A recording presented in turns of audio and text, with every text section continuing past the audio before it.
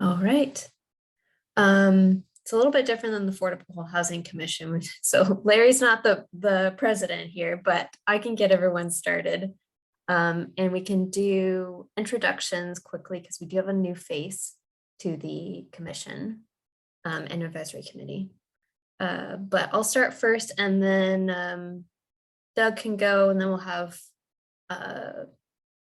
the commissioners and then our Echo Northwest, our consultants can go. So I'm Mary Hipperling-Creighton, housing planner for the city of Newberg. I'm the project manager for the housing production strategy, which is why you all are here. So this is the fourth meeting for the housing production strategy, and we're making lots of progress. So happy you all are here. They'll go for it. All right, so Doug Brooks, Development Director, and I'm still trying to work to get video. Great. Go for it, Larry. Hi, I'm Larry Hampton,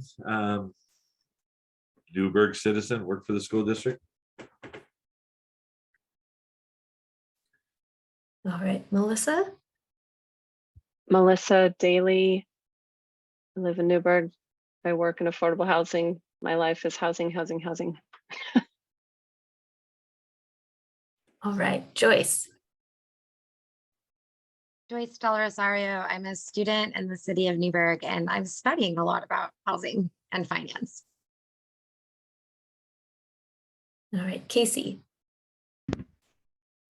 Hi, Casey Banks. I am newly appointed to the Affordable Housing Commission, and I pastor at Newberg First United Methodist Church. Great. And Beth and then Leanne. I'm Beth Goodman with Echo Northwest. I'm leading this project. And Leanne? I'm Leanne Ryan. I'm a project manager at Echo Northwest, and I'm helping out with drafting the strategies and everything that Beth needs help with. So Leanne's actually doing the work, which we appreciate. I know. All right, so I'll hand it off over to Beth and Leanne from here. And then we'll chime in when you need us, Beth. Okay, so for Casey's sake, I'm going to repeat for a moment. We did a housing needs analysis that finished up last year, 2021. And that showed what the city's housing needs are. And Mary, if you've given Casey that really long memo or the PowerPoint from our first meeting where that described the housing needs, that would probably be a good place to start. As we're talking about housing needs, we talk about them often in the context of median family income, so MFI. As we're talking about affordable income restricted housing, that's housing that's affordable at below 60% of median family income. And I don't have the 60% figure in front of me, but that's for 50%, it's $48,000 or less. Then we talk about low income households, and those are in households with income between 50 and 80%.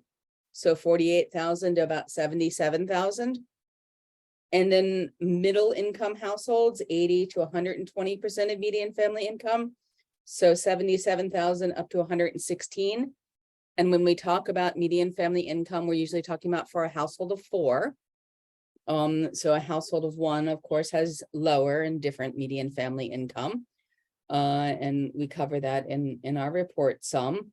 So when we talk about affordable income restricted housing, we mean housing that's developed, generally speaking, with federal funds and state funds. It's often done by nonprofits. When you talk about market rate affordable housing, if you're talking about rental housing, that's for the people with incomes between 50 and 80%, sometimes a little bit above 80% of median family income. And then when you start talking about middle income households, that's that 80 to 120%. And those are the folks who can usually afford most rental housing, sometimes are on the edge of being able to afford ownership of very inexpensive units. But a lot of new housing that's built is built above 120% of median family income. So it's much more expensive. And a lot of people can't afford that. So that's your 2-minute introduction, Casey. And if you get lost or anything like that, if Mary can't answer your questions, we'll answer your questions. Is that okay? Thank you. Yeah, I had a chance to read the housing needs assessment when it was approved last year because my church had a little team that read it together. It's kind of like reading a really boring book. Excellent. I found it thrilling. So Well, I'm glad. I find it interesting also, but very you know, well put together. so, okay, so ask questions as you need to. What I'd like to do first, and I hadn't told Leanne this, I was gonna project the PowerPoint if that's okay. And Leanne's gonna walk us through some stakeholder outreach, because we've done a lot, but not quite all of the stakeholder outreach we need to do. So she's gonna walk us through that. Then I wanted to talk through the strategies again and tell you where we're thinking about going. So Leanne, do you want to take it away? I'm muted. Do you want me to talk about the schedule first? Well, maybe I'll talk for a moment about the schedule first. We're a good way into the project here in October. I think at the end of this meeting, I'd like to talk with you all about whether we have more to talk about or whether we've landed on the right strategies. And so whether we have a meeting in November, I haven't talked to Mary or Doug about this. I think will depend on whether you think we need to have more conversation. But by February, we'll be bringing back for you the draft housing production strategy. That's our last meeting. And a lot of that draft housing production strategy is already in our 36-page memo. So a lot of it will look very familiar to you. And between then and now and then, we've got a meeting with the city council, a planning commission meeting, and then an open house that we haven't talked about yet. That will be in January, where we get any public input on the strategies we're talking about. So are there any questions about schedule right now? So Mary and Leanne, let's try to make sure that we come back to at the end. Do we have more to talk about in November or not? Because I'm not sure where we'll land on that. So Leanne, I will hand it over to you genuinely. Sure. So over, I would say the last month or so, we've been maybe 6 weeks, we've been interviewing different stakeholders in the community, guided by Doug and Mary. They provided us with a list of people that we should speak with, and it included developers, service providers, some elected officials, and people who worked at different nonprofits in the city. So for developers, we talked to both market rate and affordable housing developers who build both single family and multifamily development. And then in terms of service providers, we spoke with those who provide services to low income households and the homeless population. And then we talked to both, I think we talked to the mayor, which was a really exciting conversation about his role at Habitat for Humanity. And then we also talked to Casey Kula, I believe. I think that's how you say his name.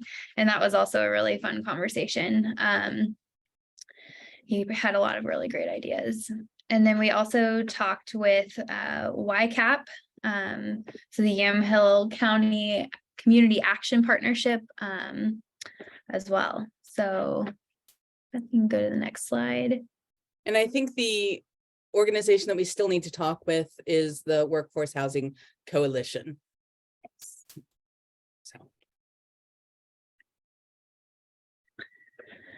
So I'll quickly go over some of the feedback we heard from developers. Those on the income restricted housing side mentioned that both SDC waivers and permit fee reductions were really useful tools in helping make projects a little bit more financially feasible. And then some mentioned priority permitting as well as a helpful financial just to make I think generally just to make the permit process a little bit more predictable so they could plan financially a little bit more soundly. A lot of people discuss the availability of infrastructure. Again, that's an expensive cost for development projects. And then and kind of in the similar vein, limiting required offsite improvements. Again, kind of just tying back to that financial feasibility piece, wherever relief they could get in terms of additional costs would be helpful. Some mentioned flexibility in lot size. So when parcels come in all shapes and sizes. So being flexible in how standards are applied to them would be helpful as well to ensure that they can get the number of units they need. And then any sort of incentives, I think collectively people said that any sort of incentives that developments get should include a long-term affordability covenant with them to make sure those units stay in the income restricted stock. And then one important thing we heard as well was making incentives available to smaller projects. I think this probably came from people who work more in the Portland metro market. Maybe there are incentives, but they aren't available for small projects. So anything below like 20 units, they would like to see incentives available to. But in terms of the long-term affordability, that's usually going to come with that covenant's usually going to come if it's income restricted housing with the state funds, except for maybe the small projects. So if you're looking at, say, a quadplex, you're probably not using low income housing tax credits on that. And so something additional might need to happen there if the city was providing the kind of incentives that we're talking about. Yeah, and so we also talked to people about, specifically some of the strategies that we're looking at in the action plan. So a lot of them said that density bonuses were helpful when they're balanced appropriately with parking requirements. So just sort of recognizing that when more units are allowed, you still have to maybe provide parking for those units. So it becomes sort of tight on sites. So making sure those are calibrated. And then we heard a little bit about how density bonuses should be strategic about where they're allowed. Maybe opening up more areas to create kind of more robust neighborhoods instead of always just allowing them in areas of current opportunity. And then on the land bank and land trust side, a lot of people said that it would be really helpful if the city or the county maintained a land inventory where people, developers, or otherwise could go to look for opportunity sites. And then also maybe partnering that with some sort of funding plan that would allow you to identify a site, but then that also might have some funding opportunities attached to it to make projects a little bit more feasible. And then some other general feedback was, I sort of mentioned it already, sort of accessible and efficient permit processes, just making the process a little bit more predictable. I know people talked about how important the pre-app meeting was for sort of getting everything out on the table and making sure you can identify what kind of expected costs, especially in terms of infrastructure, might come up. And then, yeah, infrastructure partnerships are important. So understanding what, developers can handle providing versus what the city might need to step in and provide. And then I already mentioned the parking requirements, especially downtown, calibrating those, understanding that those areas might be more walkable and less parking might need to be required for those units. And then we heard a little bit about this this next bullet point is sort of in the vein of the pre-app meeting. So identifying those barriers up front to the development and then sort of working backwards to a solution. So just being a little bit more solution oriented. And then STC deferral. Oh yeah, so we're also working on the Oregon SDC projects. We've heard a lot about this. The timing of SDC payments has come up a lot in our interviews on that project and in this one. That deferral to occupancy would be helpful, especially that's sort of when more capital is available in a project. So it might be easier to make the payments then. We also heard that outside of the construction excise tax, a tax revenue could be used to support a bond effort to support affordable housing development. So on the SDC deferral to occupancy, the way system development charges are charged at this point, I think, and Mary and Doug can correct me, is that they're paid at the time of building permit issue. And the request here is that they be paid instead, they're due at the time where a certificate of occupancy is issued. And that might be something, we don't have that, I don't think, in our current list here. It might be something that we include, say, as a recommendation, but it's not really an action in and of itself because it's not that big a deal unless Mary or Doug disagrees with me about that. Well, point of clarification. So back when we adopted the construction excise tax, we Mhm. modified when you have to pay your SDCs for residential development It's already done. for single family homes and duplexes. And so with those, we deferred payment of SDCs to the time of an insulation inspection.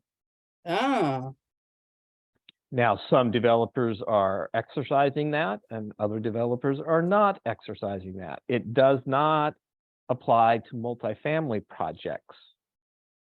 And I will say that is what we heard, that it should be applied to multifamily projects. I should have included that on this slide. So then with that, you would probably want to just leave it as a recommendation. okay. So an insulation inspection is also something that happens with multifamily projects. Yes, it does. And the issue there got to be when we're dealing with the Portland Area Home Builders Association. If you wait until you get to occupancy, Yeah, if you were dealing with single family, you got people who are in escrow who need to move in and can't because the developer hasn't paid their SDCs. And so you can make the corollary that the same thing would happen with multifamily. People are ready to move in, but developer hasn't paid their SDCs. And typically, if they're going to have to go back to their financer to do that, it could take several days to a week or more for them to get that all figured out. So you've got tenants or homeowners are the one who are suffering the consequences.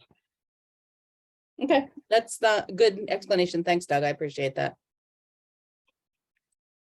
Any other comments from staff on anything on this slide or any questions from the committee? Yeah, I'll just weigh in on the SDC deferral. I think if a multifamily developer is asking for that, they could figure out how to make the payment happen later in the process. One way or another, and not affect whether it's, certificate of occupancy or, whatever metric you put on there. Like if they're asking for it, then they'll be able to figure out how to make the payment. Single family, I can see how that could be a problem with, passing ownership on to a new owner. So I don't really have anything to say on that one. Joyce? Are you going to give us the summaries of some of your different interview groups then as we proceed? And then if I had questions about any of these points, are they going to come up later or should I go ahead and ask it now? This is the time for asking them. Okay, so one of them I was wondering is, were all system development charge waivers coming with a affordability covenant? We aren't there yet. Okay. How about we talk about that when we talk about that that particular piece? Okay. That action. For the land banking that the developers would like to access, were they interpreting that would not be specifically set aside for disadvantaged groups and development of a certain type of housing, that they would have equal access to the land bank?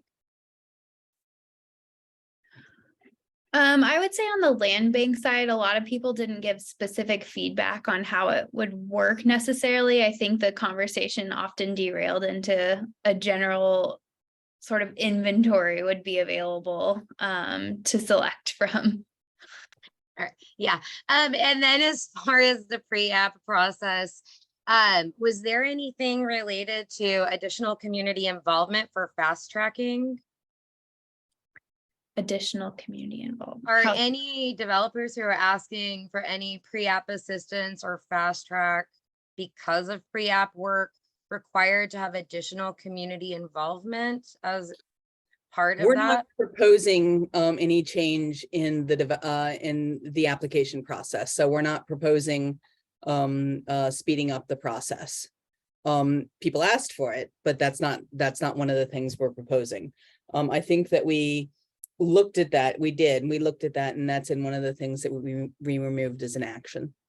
Yeah. Okay, I just didn't know if that's what it, Nope. if that was on there. Nope, okay, it's not on there, just misread something. Was there any, those waivers for the development charges, what, were those getting backfilled? Did we identify that those were getting backfilled with another tax or bond? Can we talk about that when we talk about the particular action? Yep, I think that's the end of my question, sorry. No, if you have more at the end, Joyce, this is just what people want. And so part of what we're making sure of is that we didn't miss anything important. I'll get to you in one moment, Casey. And then part of what we're making sure of is that we're folding in the feedback as appropriate. So Casey, go to question. Is there any technical differences between land bank and land trust? Yes, and we'll talk about that in a few minutes. Thank you.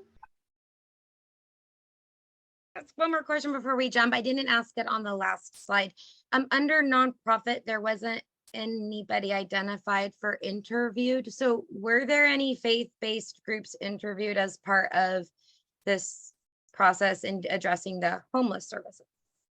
I don't believe so. I think YCAP is not faith-based. Is that correct, Mary? Yeah. Well, we've got Casey sitting here, so she may have some input. And if we need more input, then we can get it, I think. Anything else here, Leanne? Nope. Okay.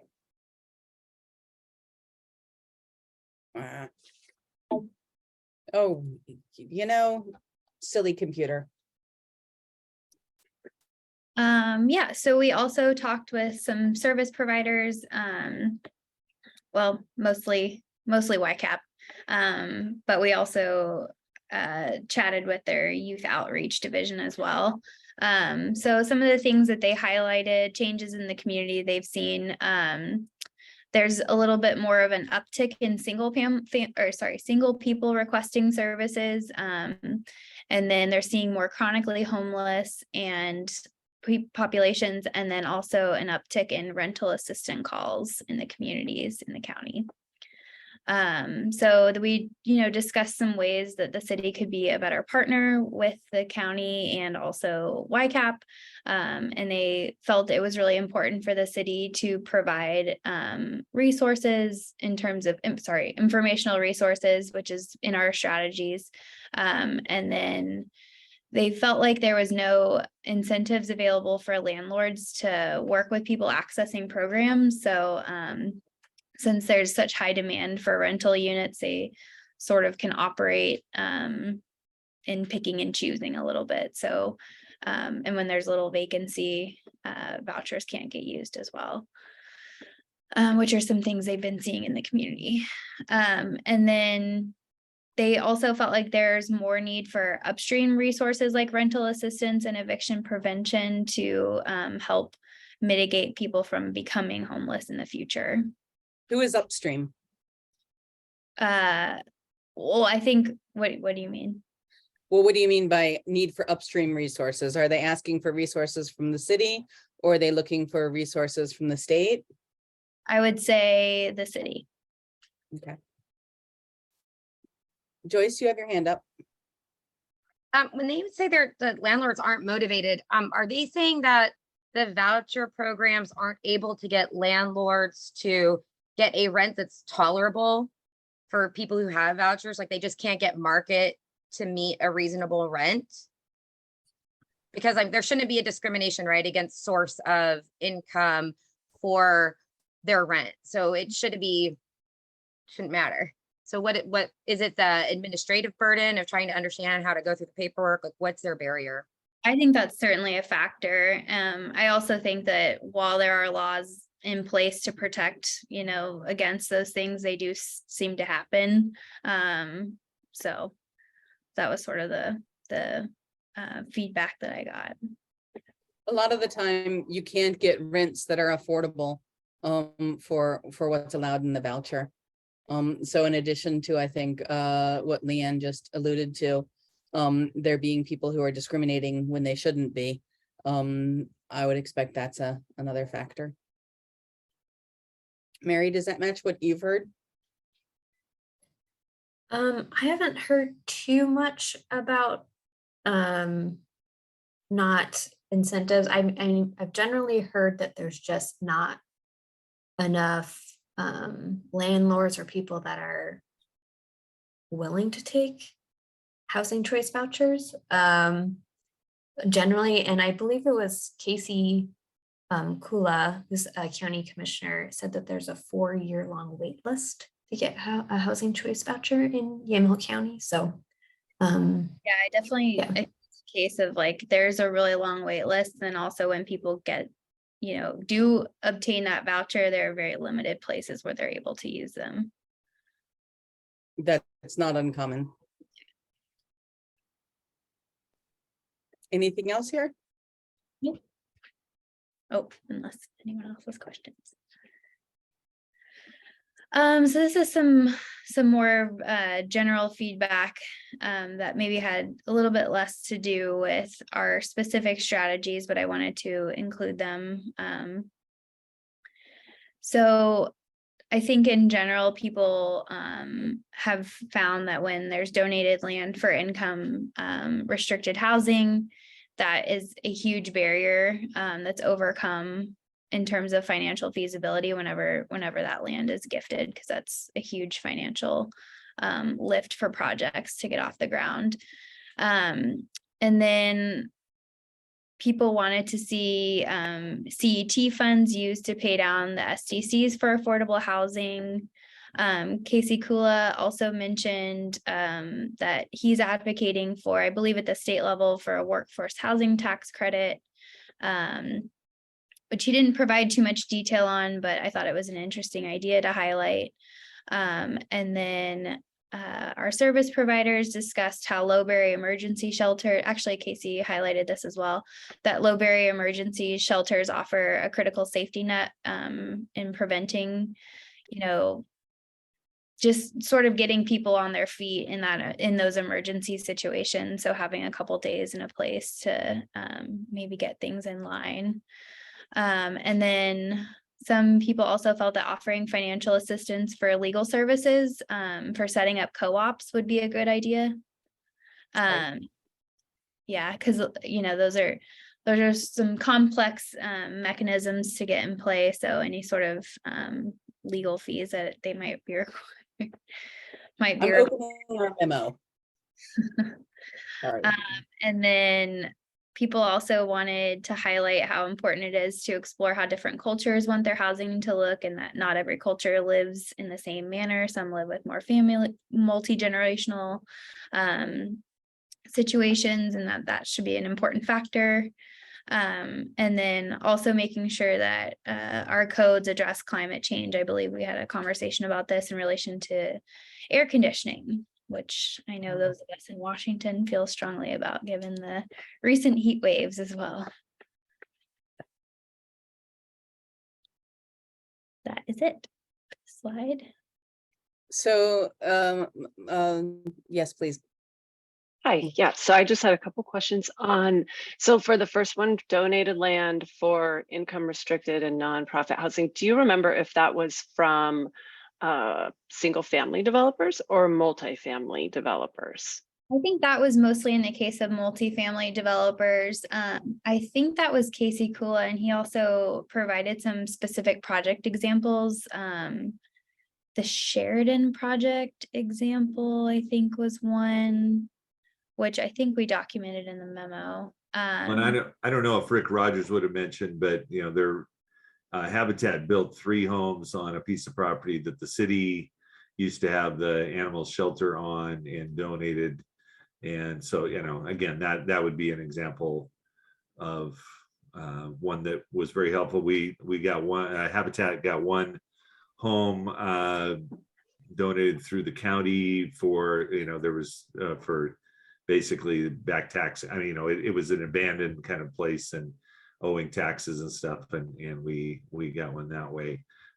Doesn't happen very often. There aren't that many properties that people are willing to give, but there have been a few at least.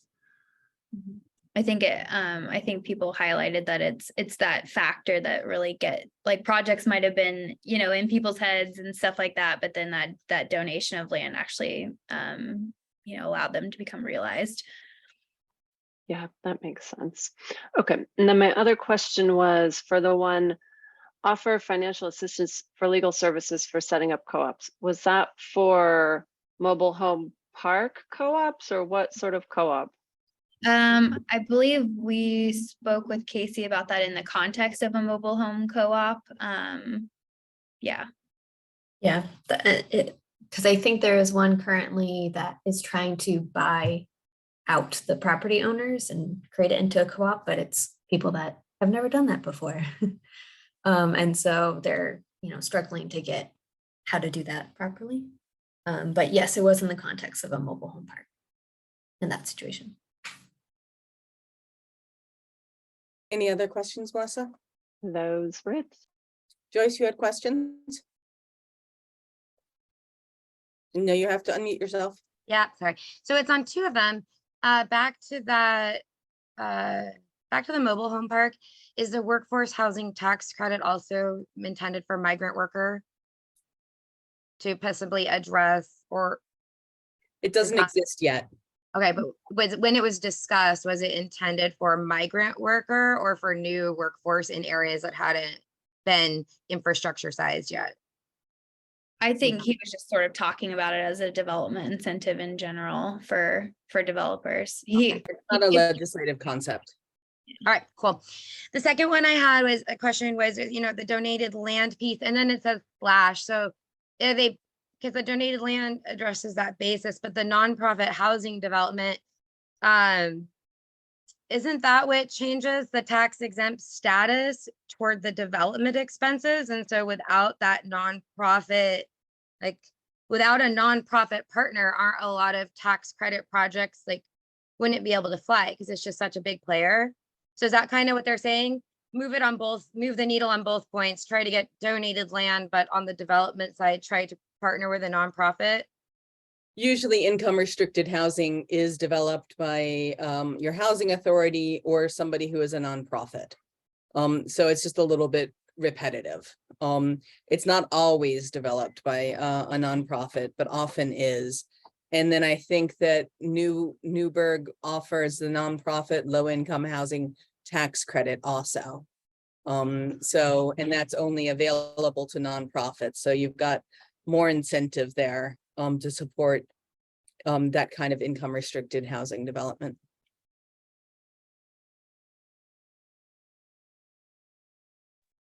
All right. Beth, did you mean that Newberg has the low income property, nonprofit low income housing property tax waiver? I don't know what Newberg calls it. If it's a tax waiver. It's a Okay. waiver. You have to apply and paperwork submitted every year to justify, and we have to end up giving that back to the county assessor, who essentially waives the property taxes on that. We did have a for-profit developer, which we were working with, to actually create a tax credit program for multifamily housing that unfortunately is no longer advancing forward, but at least we started to investigate that option. Any other questions? Let's see. And that was the end of that piece.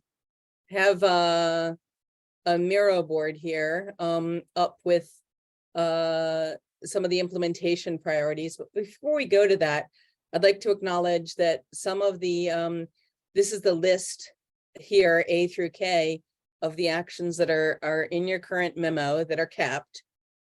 Some of these actions were moved to recommendations because they were either just small and didn't necessarily need to be actions here.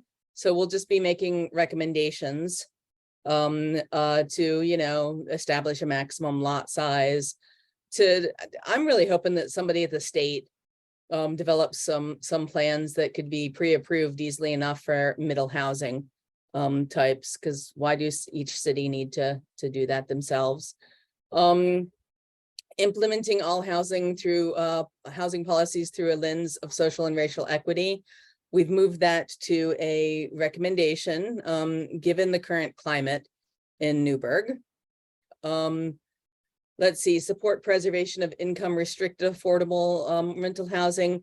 This is almost something that is halfway between something administrative that the state's already doing that Mary will keep on top of. And then as tax credits start to expire, then, you know, before they expire, obviously, then Mary would have enough information to get into the conversation about, you know, preserving this housing either through new tax credits or through some other mechanism. So that's something that will just be ongoing, and Mary seems to have left us. No, she didn't. Somebody else left us. Interesting. And then issuing a GO bond, a general obligation bond to support housing and infrastructure. My little dream, we've put it in a recommendation. It doesn't seem to be all that likely right now, but perhaps this is something that the city would take up a little bit later. Actions that we removed and didn't move to recommendations were the home buyer opportunity limited tax exemption. And talking to you about this, I think we agreed that there just wasn't enough incentive here to move the dial. And Holte it's got some administrative difficulties, and it doesn't bring long-term affordability without a fair bit of work on the city's part. We weren't seeing need to expedite or fast track building permits. There seemed not to be something other than oh, we want this to go faster, which everybody always wants it to go faster. Revising the existing density and transfer policies, that just didn't seem to be something that needed to be done at this point in time. Developing a navigation center for people experiencing homelessness. Now that's a bigger one that we have for the moment removed in large part because of the expense of it, because it would take such an amount of staff time and funding. And I think that there's such a navigation center in McMinnville or being developed in McMinnville, perhaps. Maybe I'm remembering that wrong. You are correct. Okay. And then adding restrictive covenants to assure long-term affordability. That would be something that the city might do in selected cases. And we can talk about how that might work as we're getting onto some things, but it's not something that needs to be an action into itself. So Casey, you've got a question, and then Melissa has a question. Thank you. How does developing a navigation center differ from the action that you did keep about creating resources for folks who need help navigating, finding access to resources? How are those two things different?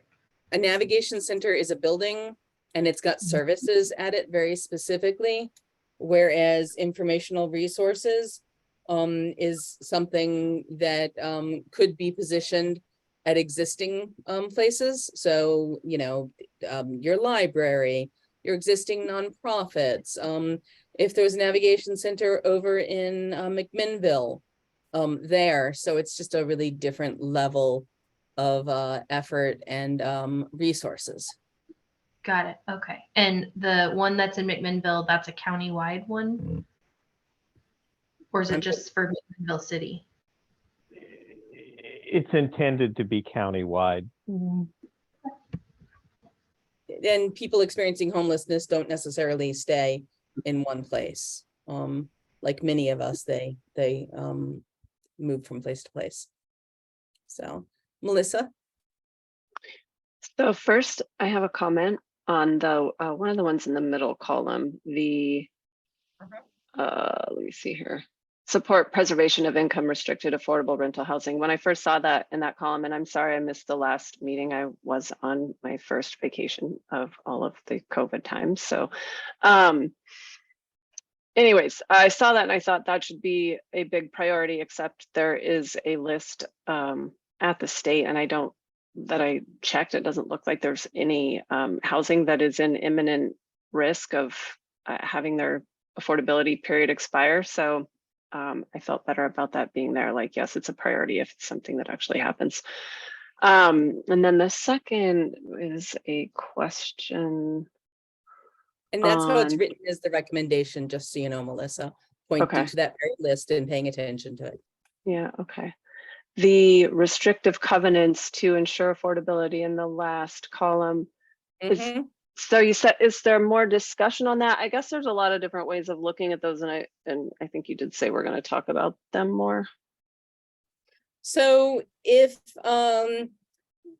let's say if the city's land bank strategy had a piece of land in it that went to a market rate developer to support workforce housing, in that case, you don't have the same long-term assurances that the housing is going to stay affordable, because with low-income housing tax credits and that kind of thing for income restricted housing, that's essentially taken care of.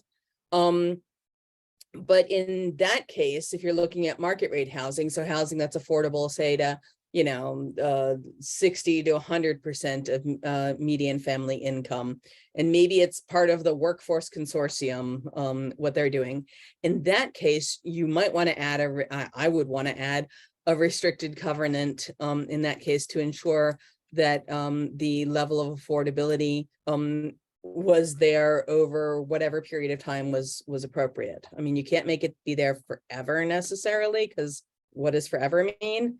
But you could look at it for 20 years, 30 years, 60 years. And in that case, using that tool would be appropriate, but it's not necessarily something that you need as an action unto itself.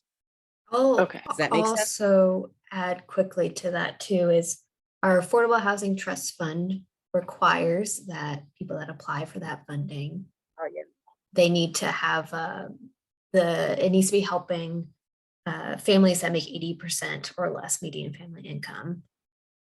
And then also we're proposing our construction excise tax. Well, this is actually part of the ordinance, so it's already in there, that it has to be it has to help 80% median family income individuals, families for a period of 60 years or more.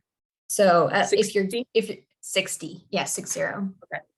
So if you're going to be applying for affordable housing funds through the city, we have requirements that are restricted. Yeah. And then did I see something about like if there were SDC waivers of some sort, if it wasn't backfilled by CET, then maybe some kind of lien would happen. Let's talk about that when we get to that one, if you will. Because I think what goes into what level of affordability you grant those deals with that. So, Joyce, you had a question or two? Would the support application of fair housing laws address the voucher discrimination? I would think so. I mean, that should be part of the discussion. Would it fix it? No. Might it make it better? That would be the idea. But, some of these things are hard to pinpoint. And so if somebody, I mean, is setting your rent over what the voucher would pay for, is that discrimination or is that the market at work?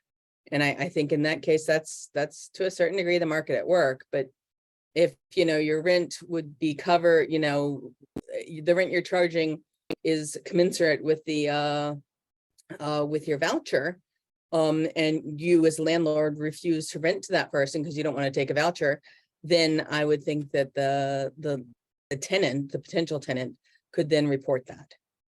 And so some of that would be in training people about what their rights are. And you could work with an organization like the Fair Housing Council of Oregon on that kind of thing. Does that help a little, Joyce? Yeah, I was just wondering what would happen to landlords, right? Like, would this involve them being trained or us identifying pools that, you know, areas that should be voucher ready? Because it kind of sounds like it's pretty easy to make sure you don't have any vouchers in your community if you just look at the rent reasonableness test and stay above it. And if that's one of our ways of combating long-term homelessness for, you know, things that come up for people who are financially burdened, I'm not sure what our other solutions are toward eliminating that, if we can't encourage our landlords to participate in that program. That's one of the things, but it doesn't have a big stick with it. There's nobody who's being the big stick. And I don't think the city has the staff and may not have, I'll use a technical word, the standing. I don't know that the city could be the big stick, even if the city wanted to be. So wouldn't So- it be the housing authority, like if you're receiving federal funds, it's or continuum of care funds, and I don't really know what sort of funds the county receives. But it does pop to mind that it, like, you could file a complaint and they should be Yes. telling their voucher people that. And I mean, then it would go through all whatever the channels might be, investigations, but it is hard for anyone to find staff to do that unless you're a larger organization. I think it's a matter of enforcement. So, all right, shall we go on to talk about the pieces? So you all helped fill out a survey. And this survey was essentially looking at what you thought was we're just showing here a medium and high priority. And I think there were 5 people who responded to it. So let's take this all in stride. And these are what we heard out of it. I stripped out the low priorities, so it was just a little bit easier to see. And what I was thinking about doing was talking through the higher priority items and working our way down. We'll do what we've done before, which is not that. Well, I just moved a thing I didn't mean to move. I didn't lock it down. We'll talk through this and Leanne will take some notes for us as we go. But the highest priority pieces, one, are market rate affordable housing. That's item A. Larry, did you have your hand up? I couldn't tell. Okay, that's item A in our memo. So I thought we would start there. That is, in fact, the strategy that has the least meat to it, because we really need to meet with the Workforce Housing Consortium and figure out more what the city's role would be. But it's clear that looking at, when you say market rate affordable housing, you're talking about housing that's probably affordable in that 60 to 120% of median family income range. That could be, it's probably going to be both. It's probably going to be mostly rental housing, but maybe some is being proposed to be affordable housing, ownership housing. I don't know. So we need to fill this one in. But before we go and talk about it, I'm not sure how much talking there is for this one, because we need the details first. Only 2 people identified MUPTI, the multi-unit property tax exemption, as a high priority. Hey, Beth. And yes, ma'am. I'm reading that as the dark blue being medium priority and then the light blue being high priority. Is that correct? Well, yes, if only Okay. I read it that way. Okay, I just want to make I sure. reversed it in my head. I apologize. I'll keep going with where I was first. And I am sharing my screen, right? Okay, Yes. I was making sure. So if you want to get market rate housing, especially rental housing, one of the only incentives to support rental housing development is the multi-unit property tax exemption. It's an important incentive. It gives a 10-year property tax exemption for qualifying multifamily developments. It's a very flexible tax exemption in that the city can set its criteria for it. It can set where it's applicable. And the city council gets to decide on a case-by-case basis whether to grant that. I'm doing some work on like fleshing this kind of thing out in Tualatin. And so you might imagine that's, hundreds and hundreds of thousands of dollars of, property tax that's foregone. And unless you have a lot of buildings that have qualified for it, it's probably not that kind of amounts, $50,000 to $100,000 of property tax per year might be something that's more likely on a, and that's a multifamily building of like 80 units or something like that. So just keep in mind that it's on a per unit on a per building basis. It goes for 10 years. Some percent of the units would be affordable. A lot of the time, cities choose at 80% of median family income. And what is that percentage, and what affordability level do they have to be? Those are all things that the city gets to choose. So there's state rules about it, but the city gets to choose a lot. So does anybody have comments on, and the kind of comments we're looking for are, should we remove any of the strategies? Do any of the strategies need additional research or further refinement? We know that the support market rate affordable housing development does need more refinement. We just need to get to the right people to do that refinement. So, and then which strategy should be prioritized for implementation? I think we've got some of that input. But does anybody have any more comments that they want to make about the market rate affordable housing or the multi-unit property tax exemption? They kind of, if you want the market rate affordable housing, you really should be seriously considering the multi-unit property tax exemption. Joyce, you have your hand up. So is this for like a for-profit team that has not aligned with a nonprofit that would bring exemptions to the project otherwise? Okay. Yep. Okay. So And go ahead. and so this would be kind of just to drive a inventory, not necessarily like a certain type of housing for a certain demographic. We're just getting them made. Certainly not a certain demographic. It's multifamily housing, it's rental. I don't know what else for MUPD. It's multifamily housing, it's rental. It's not for a certain demographic. And you run into fair housing issues a lot of times when you start talking too much about we want to provide it for a certain demographic. In other words, we only want to provide it for vegetarians, because I'm just making up a Yeah, but like thing. not seniors, not disabled. We're just going to go ahead and stick with the 60 to 120s. And Yep. my other question about that was, do they have to tie it at all into what we were expecting based on our census numbers? Like, can they go ahead and build a whole bunch of studios when we need 2 bedrooms? So the nice thing about median family income, you hit a very important point. Median family income is it scales by household size. So you can't just say, we built a studio and its rent is $1,200 a month, and $1,200 a month is below you know, 80% of median family income affordability. You then have to look at what's the affordability for a studio, probably for a single person household. And that's going to be something lower.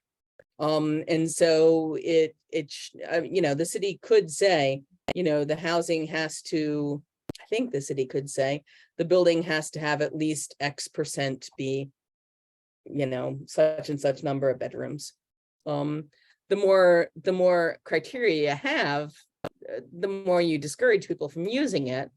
But frankly, if somebody came to me as a city councilor, which I'm not, and wanted to get MUPD for, you know, 80 studio apartments, unless they were doing something pretty darn cool, that would, you know, really help people out, it's not something I would be interested in, because studio apartments can be pretty expensive. So, all right. So we do owe you more information about the market rate affordable development.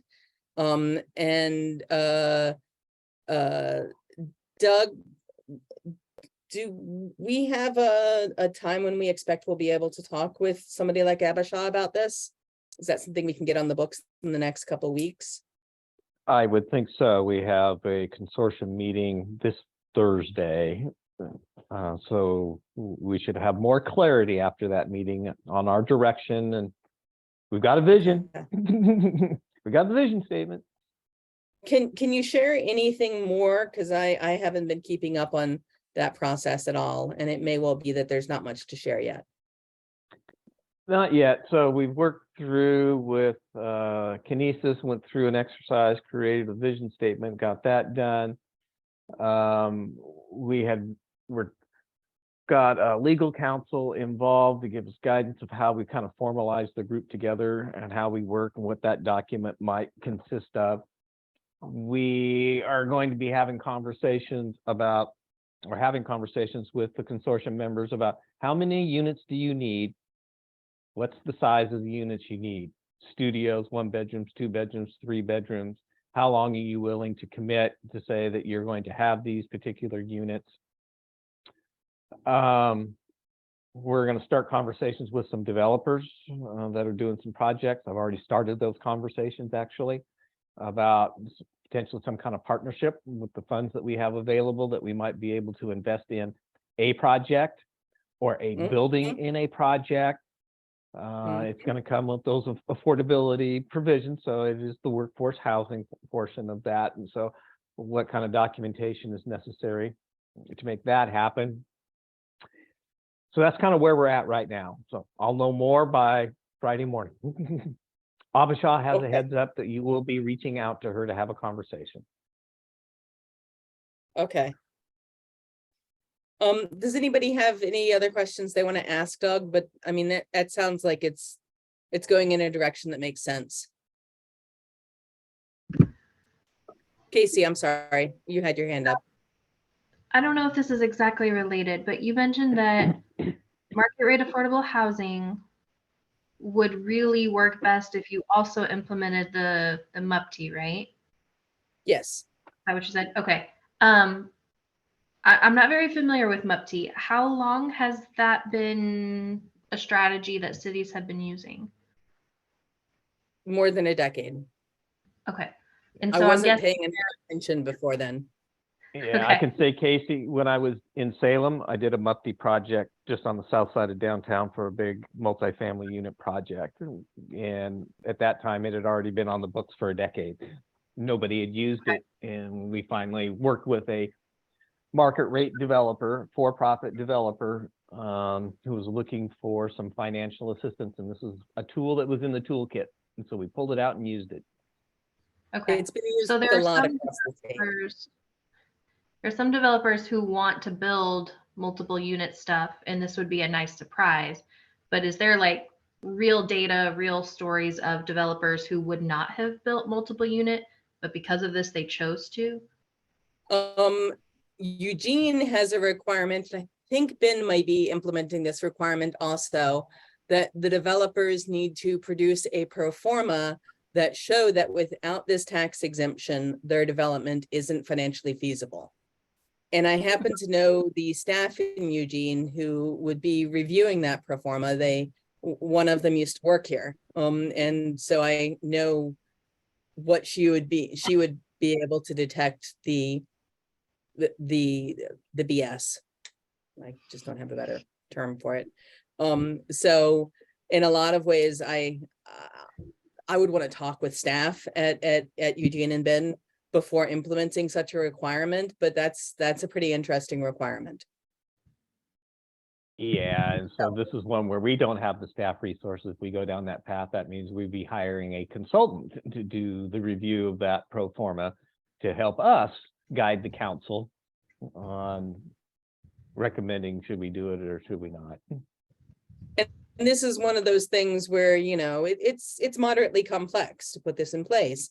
Because if you just have the city's property tax exempted and you don't have all the other taxing districts like the school district and the county and the whomever else property tax exempted, then you've got a really small incentive. And what you have to do is you have to get on board 51% of the property tax rate on board with exempting it. And that's oftentimes the city plus the school district. That's at least 51% of the property taxes that would be charged. And once you have that, then everybody has to be on board. And, you know, in a lot of ways, the pitch to the school district is, hey, we're looking at workforce housing here. I try to avoid that term, but I'll just use it. We're looking at workforce housing. And that's what we're supporting here. Well, schools, I'm actually going to the Sherwood School District tomorrow to speak on behalf of a project that is going to be built in Sherwood, although it's technically, well, Sherwood Schools, City of Tualatin. And they don't lose funding. I mean, the school funding is a formula, and whatever doesn't come through in property taxes, the state fills in. So that is also a general. Explains why the school districts are so willing to do this, because it's in their interest in a lot of ways. I knew that was how it worked with urban renewal, but I wasn't sure here. Yeah, there are parallels between the two, between cities and school districts. And Melissa's spot on. School districts per pupil allocation, they get backfilled. So is it okay? I think we want to keep both of these strategies on here. I'm asking because I'm pushing one and I think the other one's very popular.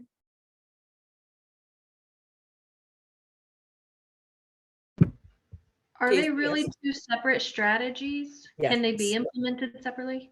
Yes, Okay. they would really need to be two separate actions, and probably multiple actions for the workforce consortium one.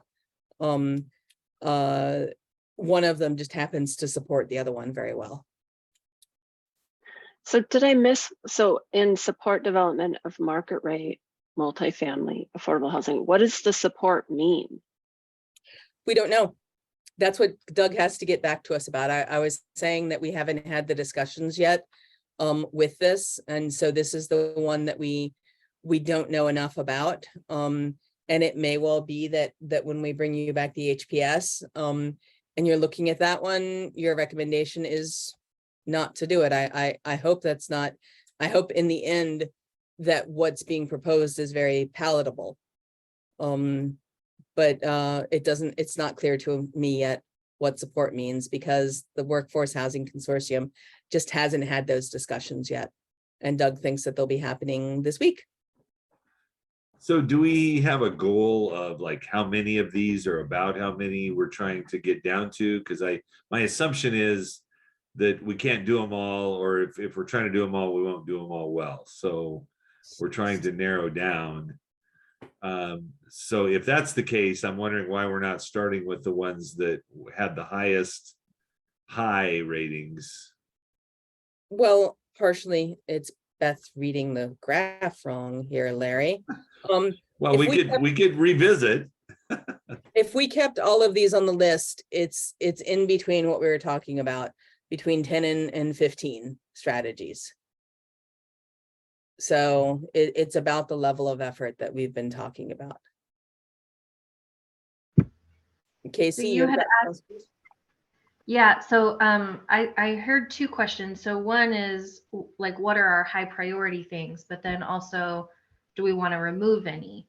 Your chart, are there strategies that were in the survey that no one thought was high or medium and therefore they're not on the list? No, I think these are all the strategies that were on the list. So Leanne, at least one person thought every strategy was at least medium medium. or high. Leanne, can you look back at the survey and just make sure of that?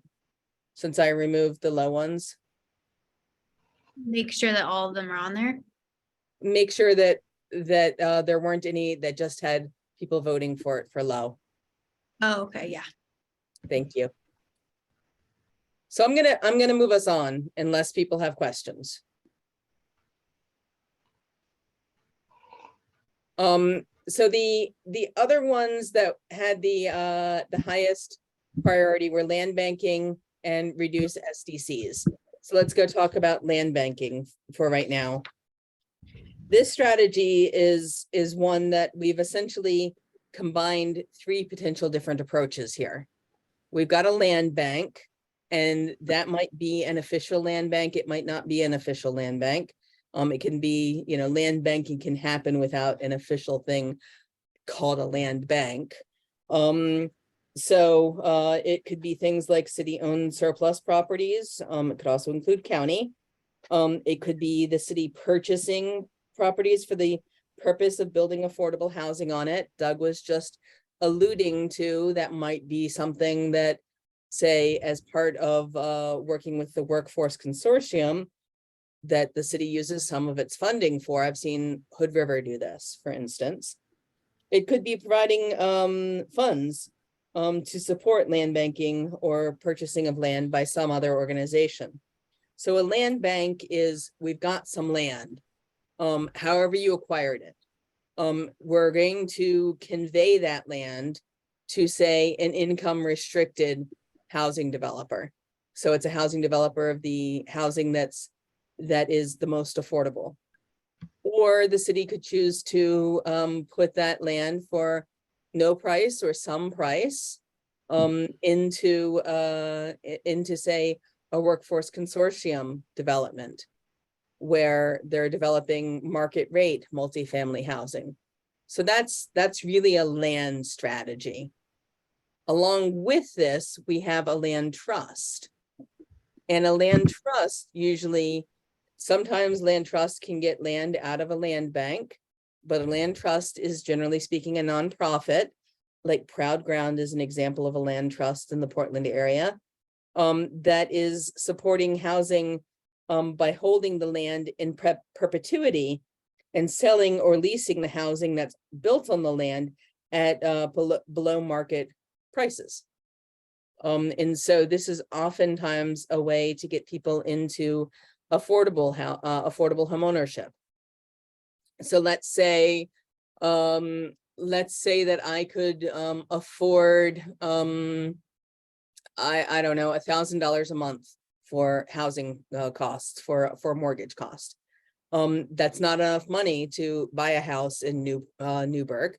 That's way below enough money to buy a house in Newberg. But if I was working with a land trust, and they would basically in some way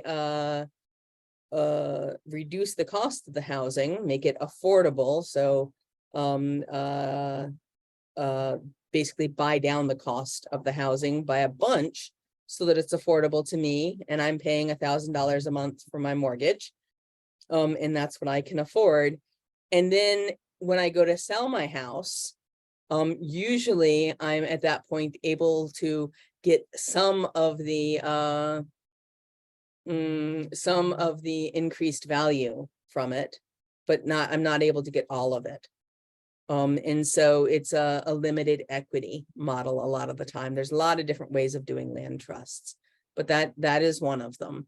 And that housing is going to remain affordable at some income level in perpetuity, because the land trust is continuing to run, and it's continuing to do that. So that's the difference between a land trust and a land bank. The land bank's about having the land. The land trust is about selling the housing that's on the land. Well, and Um, again, like Newberg Habitat has, in the last few homes that they built, not the land, we didn't get the land, especially, we bought the land, but then got grants that for helping to build on those and to buy them and to build on them, that then now they will be restricted for 60 years or more, that they have to be affordable housing, so it helps defray the costs of, and frankly, the worst part of, in a lot of ways, for an organization like Habitat in the cost of building is the land right now. Mhm. Yeah. And I'm gonna take Joyce and then Casey's questions. Go ahead, Joyce. Okay, so is this like a strategy you could also use if like you see a bunch of the land that's available is getting picked up? And I keep going back to this, like you don't have you don't have the right type of housing. People are incentivized to build the right type of housing for your population. So you could like hold on to some of that land and wait for a developer to come along and say, yeah, we're going to put in family housing near a school, or we're going to put in accessible housing near where we think seniors might congregate to get close to the grocery store. Like, Mhm. isn't there some element of trying to guide, right, the developer in holding the land, isn't there? There can be. There may be. There doesn't have to be. And I would say that there's a certain way in which I wouldn't encourage a city to be too restrictive, because of our incredible need for housing that's affordable. And so is there in some way, some of the time it's in what partner you choose. Do you choose a partner who is, say, focused on Latino households or immigrant households, for instance, or who is looking at senior housing? And so I would say that there is a strategic piece that the city should certainly think of, but I would not really be encouraging a city to, hold that land for a decade or two. It'll be useful at some point. If there's opportunities for supporting affordable housing now, and they're good opportunities, I don't mean throw resources away. But if it's a good opportunity, then get her done now. And so the city is going to have to make a number of decisions about exactly what it's doing in this one. This one's going to be kind of a long discussion with city council, I think. And there's a lot of different options. Casey, I think you had your hand up, but I could be wrong. I have two questions. So a city would have one land bank. Would they have one land trust, or would there be a land trust per project? I would not encourage a city to work with a single land trust. Larry's, I never know, Larry, if Habitat is officially a land trust or not. I just think of them as Habitat. No, there's some other organization that then holds that. I think it's related to who is giving the money, but Okay. there is some other organization that is holding the land in trust. So if Habitat comes to you and pitches a project and you've got land where that can support it, or you've got some other policies to support it, and it's it meets the city's goals and that kind of thing, and the city has the resources to do it, or can finagle the resources to do it, do it. And if some other land trust comes to you and offers something else next year, and it's appropriate and you've got the resources and all of that, do it. The barrier in so many places is our nonprofit capacity is just not that big. In other words, you don't have enough nonprofits who are doing this. And so it's precious when you have a land trust. I think that's a big value. Another substitute for a land trust is a housing cooperative, which is about limited equity housing cooperative. It just works a little bit differently than a land trust. It's a different financing mechanism, and and management mechanism, but it's not apples to oranges necessarily. It's a different way of getting there. So, Okay. and a city, it may not have something that it calls a land bank, but it could have identification of city-owned surplus properties, of which there may not be a whole lot. There may just be a few. Or it may be that, 5 years from now, some city property is identified as being surplus because the city has way too much parkland. It doesn't need all that parkland. Not happening. Joyce, you had a question. Yeah, that's good. No, my question was, what's the dynamic then for a community development corporation, and their engagement either in the trust or as a customer of the bank? I can't tell you because that is a level of detail that I don't know. Doug might know some of that. But I would imagine they would be a partner with a land trust. I don't know that many CDOs are themselves land trusts. Casey? I'm not aware of a CDO being a land trust. Ones that I'm aware of, partner, there's some level of an equity partner in a project. So they're putting some money in or some resource. Casey, you had your hand up. Yeah, I was curious if the strategy for a land bank could maybe incorporate a land inventory list, stuff that's That not is- city owned, but maybe it's owned by a church that would be interested in maybe having a conversation.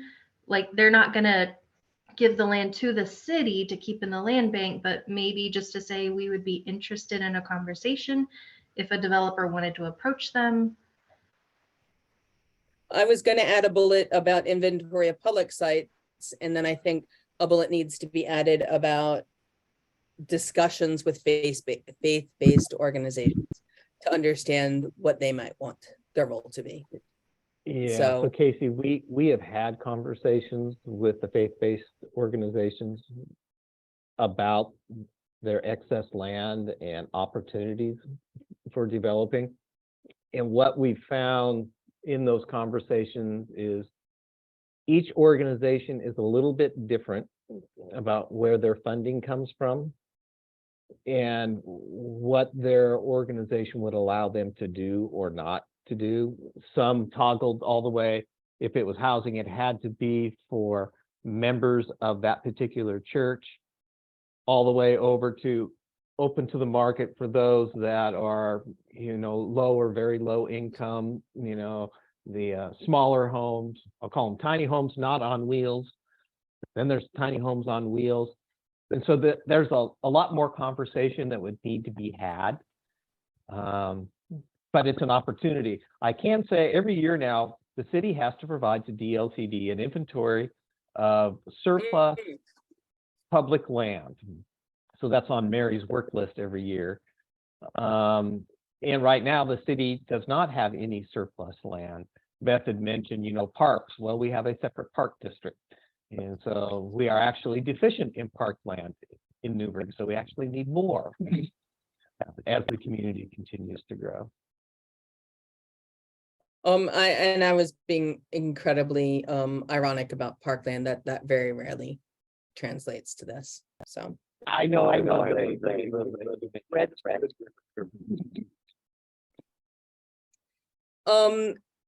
Are there any other questions about the land bank? I'm assuming that we want to keep that onto the list because very popular, land bank, land trust.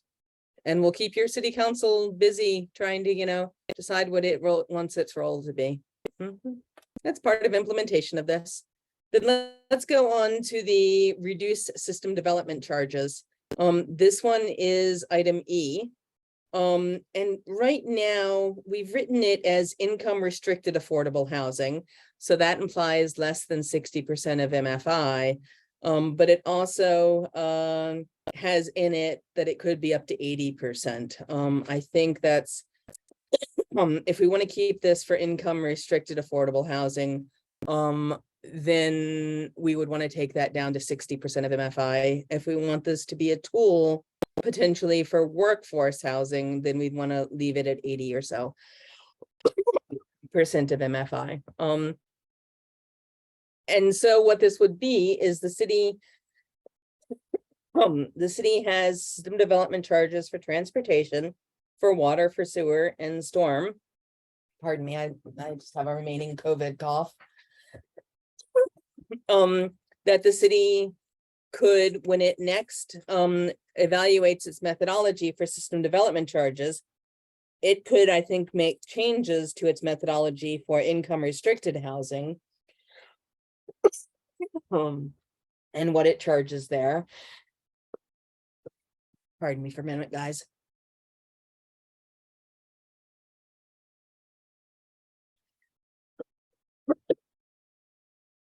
It's just ridiculous.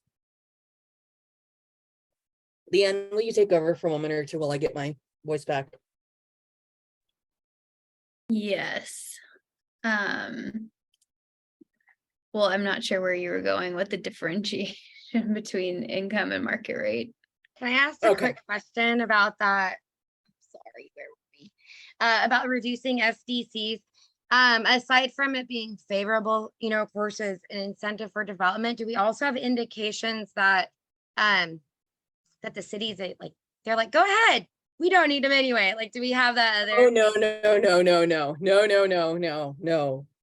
The engineering Sorry. department would be very unhappy with me if I said that. System development charges are very important for building new infrastructure.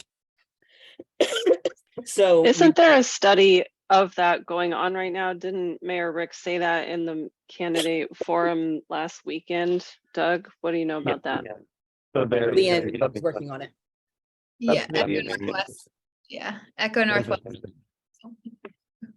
I was gonna say, there's a subcommittee in the city council who is looking at the SBC issue based upon comments we have heard over the course of the last 4 or 5 years.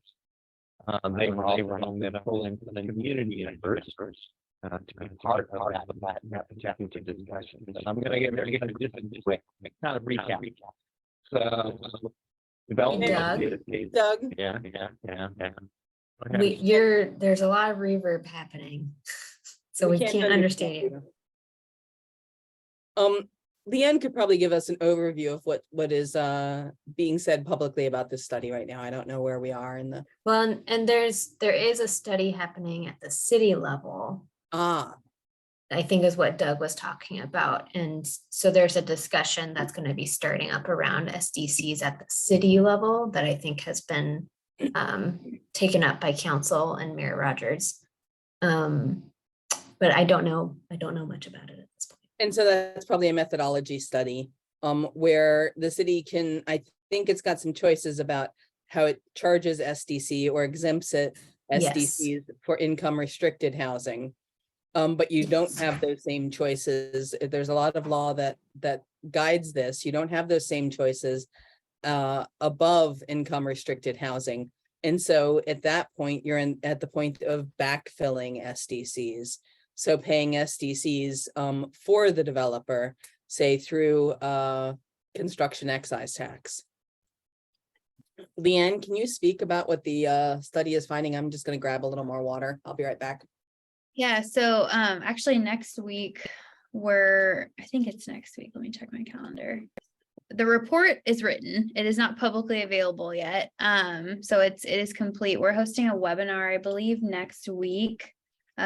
Which I don't think the details of which have been released yet, but I'll try and find out. Is that a statewide level? Yes, Okay. statewide study. So we talked with, so many jurisdictions, at least probably 30, maybe more jurisdictions and focus groups over the last 6 months.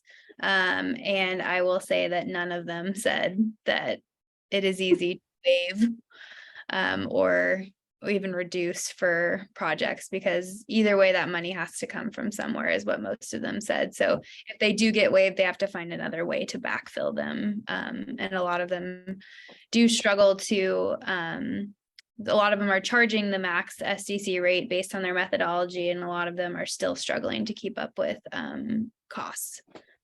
So So that's a state law you're saying? Because I've only been in the housing world, the affordable housing. So anybody out there who's like just wanting to build a ADU or a new home, paying SDCs, the jurisdiction either has to charge it to those people or find some way to backfill. That's the backfill part is a state law. I don't think that's the, oh, is it, Beth? I don't think that's Yeah. the case. It's the reality. It's- It is the case. It's not very clear in law. And I'm gonna say I'm gonna accept ADUs because I'm not positive about ADUs. But essentially, a city's attorney interprets this law, and many of the cities have interpreted the law of if you want to exempt, you have to backfill. That's the most common interpretation of the law that I've heard. You don't have a choice but to backfill. So, and some city attorneys won't even talk about this at all.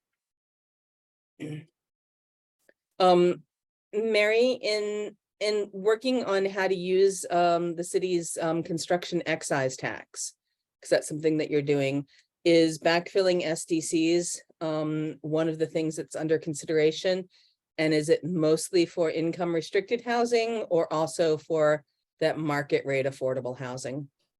It is an option that we're putting on the table to be used for those construction excise tax funds to backfill SDCs. If you're gonna get construction excise tax funds, you have to have, the project has to be helping families or individuals that are 80% MFI or below. So we do require that it has to be income restricted, well, around income That's not restricted income or restricted. workforce. In there. So maybe we should change this to reduce SDCs for affordable housing and go ahead and leave it defined as 80% or below. Right, yes, because you're right, yeah, 80% is above income restricted. Okay, I think we just need to be consistent there and all of that. So does anybody have more questions about that or concerns about that? When you're talking about backfilling or exempting STCs, especially on a multifamily building, that can be quite a number of hundreds of thousands of dollars, depending on how big the building is.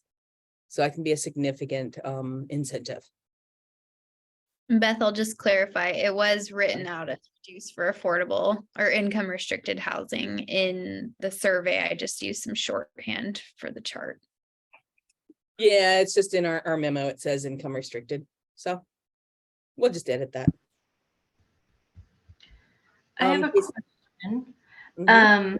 So at the candidate forum last Saturday, there was a question posed about the candidate thoughts on making SDCs more fair. Is it just a coincidence that looking at SDCs is also on our list, or is there something happening in the past few years that's putting SDCs on everyone's radar, like more so than normal? I mean, the thing that's happening is that housing affordability is tanking. I don't know if there's something that's locally happening, but everybody's talking about SDCs in a lot of ways. The problem is that the federal government used to fund more infrastructure, 20 some years ago, maybe it's getting on towards 30 now.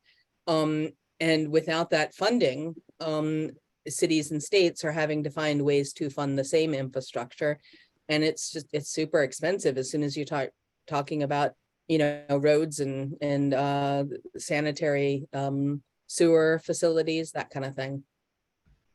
Have we looked, like Mary or Doug, have we looked at how our SDCs compare to other cities around us? I mean, I hear anecdotally from people, oh yeah, Newbergs are the worst. And I know that, for example, CPRD a few years ago raised theirs a lot.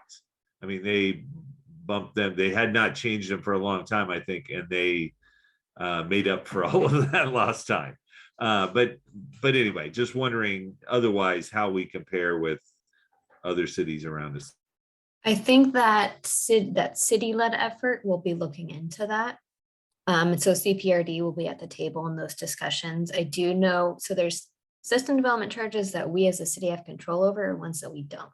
And the CRPD ones we do not have control over, and they are some of the higher system development charges we have. But like I said, they'll be at the table in that discussion. And it's a common, I mean, everywhere that I've worked is always people complain about system development charges. So I don't think it's specifically a Newberg thing. It is not.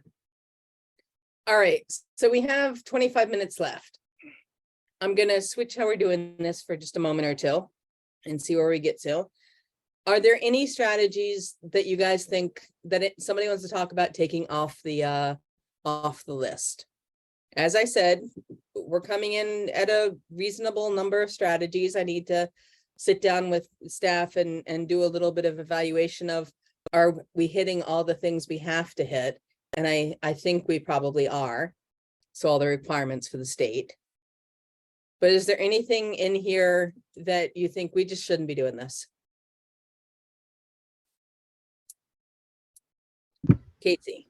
I had a question about the providing informational resources. I totally want them available. I wasn't quite clear on the connection between them being part of the housing production strategy. Like they're needed, but they belong in this group, or is there another group that can do that information? They belong in this group. It's not just about housing production, it's also about housing stabilization. It's just its name is housing production strategy. The city has an obligation to look at people experiencing homelessness and figure out ways to better support development of housing that would be for them. And there's a number of different things that the city is doing that support that. Things like the density bonuses, the SDC reduction or waivers, the fair housing laws, the informational resources. Those are a few of the things that are helping people who are low income, broadly speaking, including people experiencing homelessness. So, okay. I was imagining very different kinds of informational resources then. What were you imagining? Things like, the list of where in our community you can get meals on certain days, emergency shelter, rental assistance, diaper bank, that kind of stuff.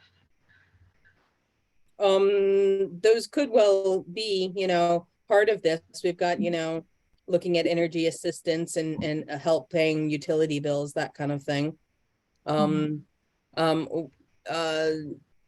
We could add to this. I'm not sure exactly what Mary had in mind with some of this, because this would be informational resources. I imagine that Mary would be coordinating a lot of the time. So I'm kind of having a hard time looking. Oh, Joyce, I went ahead of you. I'm sorry.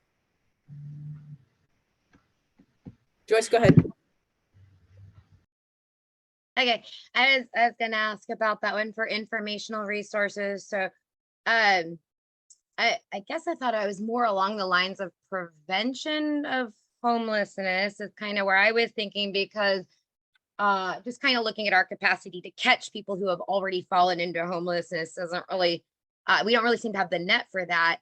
And I guess what I was envisioning was more along the lines of, as people get filtered into the affordable housing track for whatever season of their life that they're in it, that they're met with assistance. So like if they get that, have not paid notice, or if they get that eviction notice and they live in the city of Newberg, that they would know how to respond when their housing is being, when there's a threat of losing housing, as opposed to the after the fact, because people fall off the radar fast and we just lose those families. They just go, they can't hack it here.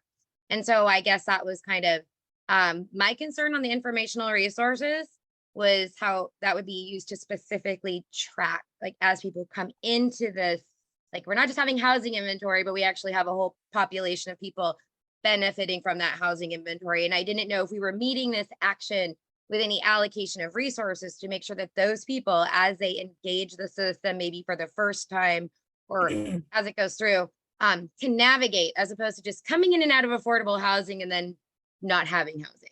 I think that's where I was hoping that was going to be applied. And that is, I don't know the direction of the city and keeping people who are threatened, who are in that space where they are about to become. Your explanation is really helpful. I didn't get that from the blurb about it that was in the materials.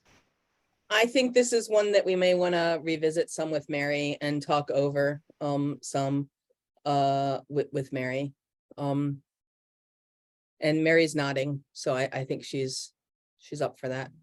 Yeah, there's some things that, I mean, some of it is going to be at the housing authority level where it's maybe we refer them to that sort of resource. But in terms of, I think my understanding is, look, the capacity we already have to be able to provide information, but I don't know how much capacity we have to add additional resources, either funding or new employees to be able to assist with those things. So I think that's where some of the barrier is for us. One more question about that. Could it end up just being a bunch of memorandums of understanding then? So just it could be. I mean, I'm open to that. Okay. Melissa, we interrupted you.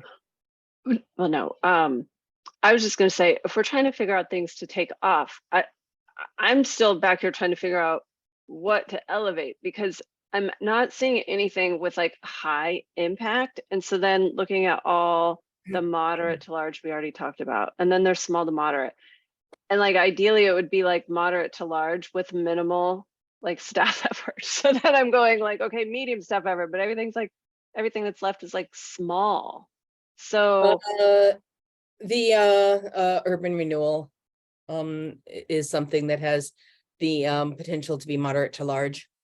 okay, I wasn't sure if I could look at funding sources in the same way. So You're totally allowed to look at funding sources. There's only one funding source here. The CET is already, how to use the CET is already being worked out. So it's just not something that we're showing it here, but it's not something that'll be in the HPS because it'll be done before the HPS is done. And we've already adopted urban renewal. Yeah, but use of urban renewal as in implementing the urban renewal plan. Right. That is something that, you should be doing in the context of your HPS. do you mean by requiring affordable housing to be like, I guess I don't really know what our urban renewal plan is unless we're talking about the riverfront area. So I don't really. That's what it is. Okay. So it would be about supporting possibly some income restricted housing, certainly some market rate housing that's affordable, certainly some market rate housing that's less affordable. All of those things should be going on in your urban renewal district. So, your urban renewal district is very much pointed at developing infrastructure to support development and oftentimes mixed use development. And that infrastructure is necessary to support the housing development that would be in mixed use.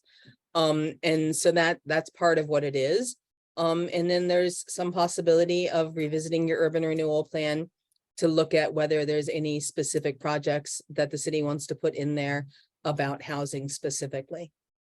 So for instance, the city could put in there, if it chose to, at this point or sometime later, a project, say for income restricted housing. And that, if the city had some funds to support, acquisition of land, or it had acquired some land, or it had a partner who had land who wanted to get something else from the city. And the city said, yeah, we'll do that for you, but you have to allow affordable housing development to happen on this little chunk of your land. That's some of the power of urban renewal. I don't know if Doug can talk without echoing a bunch, but he may have other thoughts. Well, so am I echoing? You sound good. All right, so the urban renewal plan, as Beth said, is infrastructure focused. So it's more than the riverfront, it's riverfront and downtown. Okay. So we had to keep that in mind because the community kind of thinks about, oh, riverfront, but it's bigger than that. And so if we were working with the right developer who wanted to do a project, we would have conversations about, are you considering providing affordable housing or not?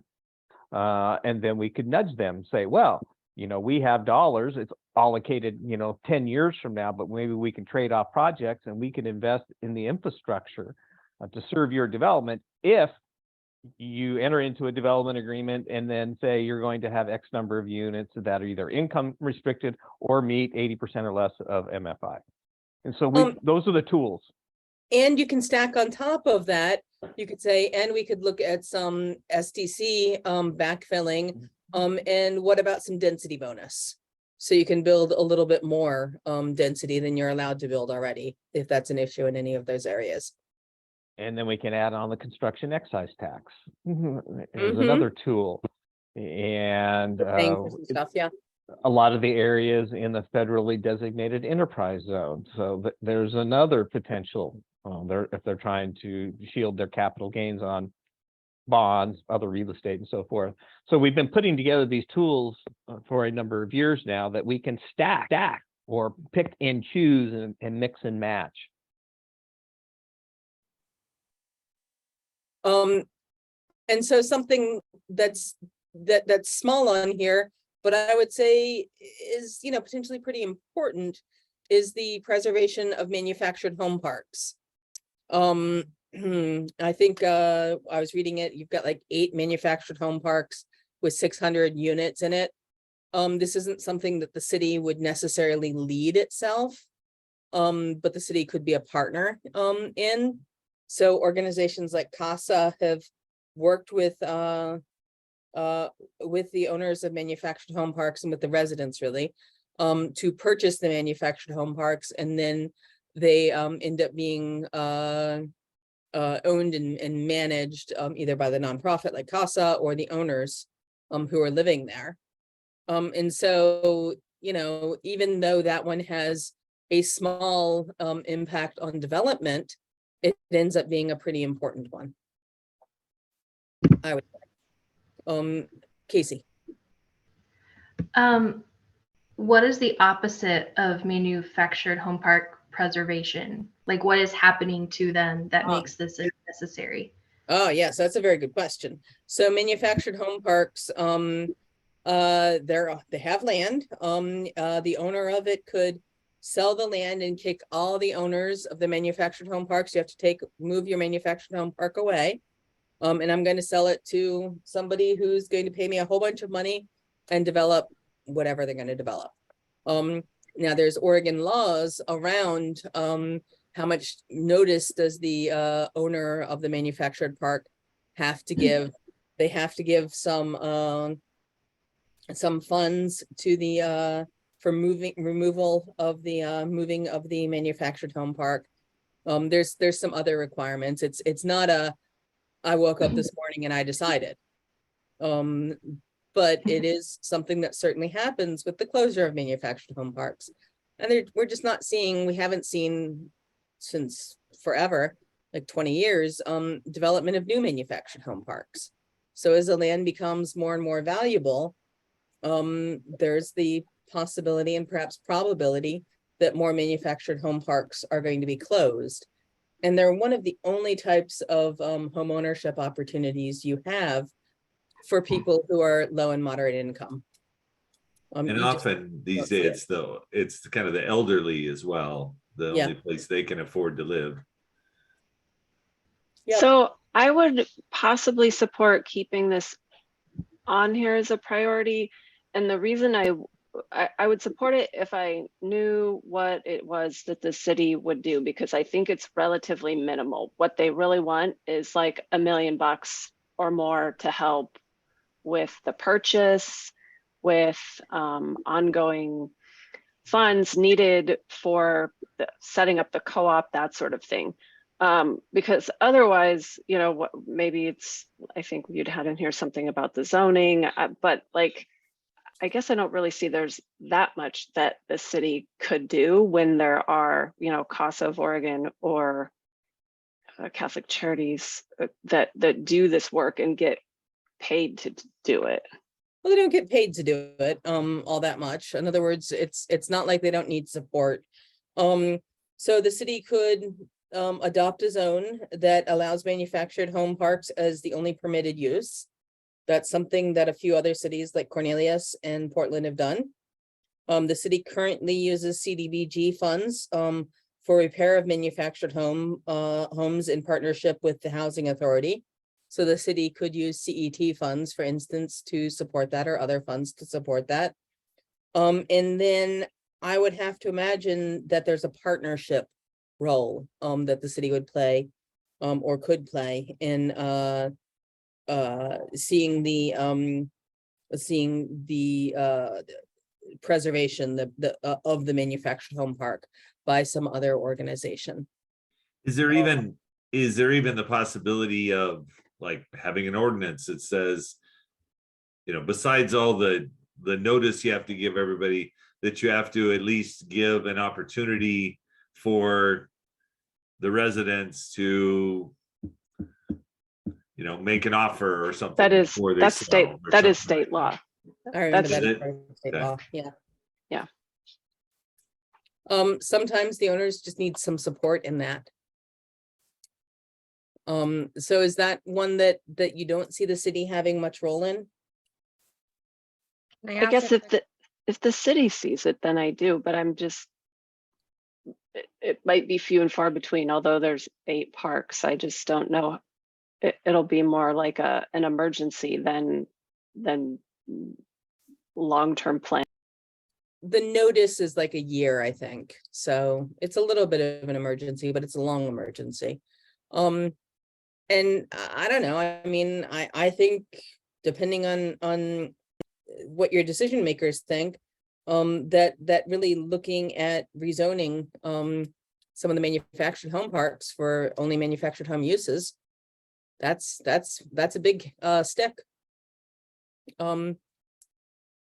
Joyce, did you want to talk about that, or did you want to go on to a different one?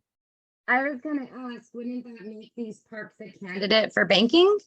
Can you repeat that? I didn't hear most of that. Sorry, would that make mobile home parks candidates for our land bank strategy? Like, isn't that kind of the idea that we No, could? you wouldn't. You wouldn't want your mobile home park to be a land bank, because that would imply removing all the mobile home parks, all the mobile home units, and building something else there. Oh, so you can't use it just to restrict future development. It wouldn't be to restrict, it would, okay, so that's a straight up preserve. Okay, that would be for green. Okay, Zoning is the way to, if Got you it. want to heavy-handedly, which I'm not saying is bad, restrict the types of uses there. Casey? Can I just clarify? This probably isn't a minority opinion, but my opinion of people who typically own manufactured home parks is not a positive one. And so I just want to clarify that a city's effort to preserve manufactured housing in no way is benefiting the manufactured home park owner. It's benefiting the residents. Well, the manufactured home park owner, they're charging what they're charging. And from a certain perspective, if that's what you want, then continuing the manufactured home park, and you're getting the benefit off of it. In other words, you're getting to charge it what you're getting for it.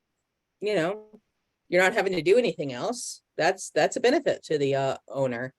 But it's preventing them from kicking everybody off. I mean, I don't think you can prevent the owner from benefiting from the property already, at least not unless you make state law changes that might be problematic. No, I mean, the status quo, but if the city took additional action, I don't want there to be like an additional. I don't see how there would be, but Mary or Doug might have some opinion. We haven't for manufactured home parks. You're echoing, Doug. We can't hear you. I'll be quiet, be quiet. Well, we heard that. I don't know if I have much to say on this. I don't know a ton about. I think if I were a Manufactured home parks. manufactured home park owner and the zoning changed so that all you could do on it was manufactured homes, I might be pretty ticked. Because then that takes away my ability to sell my investment as something else. It allows be me a- to continue what I've been doing. Could it be a taking? I mean, unless they agreed to it. It could be a measure- Well, I mean, Measure 49, fine. well, I guess yeah, it could be a measure 49 claim if the yeah, I guess it could be. You'd want to talk to your attorneys. So I'm curious if the city did a rezoning that said this is all you can use your land for, but with an application for a waiver, you could make an exemption down the road, at least. I mean, in theory, that could give the city an opportunity to control the rate of selling, because right now, like all 8 could be sold in 2 years, and that would be a substantial felt change. But if you only lost 1 every 5 years, residents would experience that differently overall. I don't know. I think I agree with you, Beth, that I would be pretty upset if just my little lot, as opposed to like an entire neighborhood, was changed. That feels very different. That feels targeting. If there's I no think- future option for change. I think that, well, I mean, zoning can usually be changed eventually. I think that this is why there would be a public process for developing a new zoning district and that kind of thing. Through this project, we can float ideas, but there's a whole other piece of this, of implementing this. So, and I don't know if the city council and the planning commission would go for this idea at all. Joyce, you have your hand up. Yeah, really quick. I was just gonna say, I think, it's not just that it's affordable, but it's also one level housing that's not attached to other buildings. And so it is a whole population of people, not just because they don't have a lot of money, but because, they just can't get around those other kind of complexes. And if we do lose 600 households that offer that type of composition, that'd be pretty hard to absorb. With where the kind of direction we go, like build high and all that, it's like not everybody can be in those kind of buildings. Not everybody wants to be, and you can't substitute it immediately. I've watched the city try to do that a long time ago, and it just doesn't work that way. You can't kick people off and then have housing available for them tomorrow. So, all right, so here we are at 6 o'clock. We've gotten some feedback. We can choose to meet again in November. I don't think that there's going to be major changes. There's going to be some revision that we've heard. Or we could bring you back the HPS early in the new year, and we'll have made the changes that we talked about. And if there are any final revisions, we can do them then. What is your preference? Meet in November or get the full draft document? The only one I have a question about is you're getting back to us on that market rate affordable housing component, because all that stuff's still out there. So how would we hear about it between now and the final? I think we could agree once we had it sussed out a little bit, and it might take a few weeks or longer, that we send it out and get any comments back.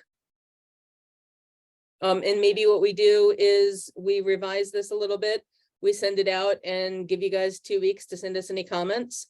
And if you need to talk, then we talk. Any preferences? Do we want to do that? So you get another revision of this memo, including item A written out much better than it is. And you can send us any feedback you want. Is that something you want? Okay. Seems like, yeah, that's a good idea. All right. And if we need another meeting, then, we can have another meeting. I just feel a little bit like I'm talking to you guys, and I apologize for my coughing fit earlier. So. Okay. Well, I think we've got a little work to do. And we will be getting back to you. Thank you all for your help. And have a good evening and have a good school.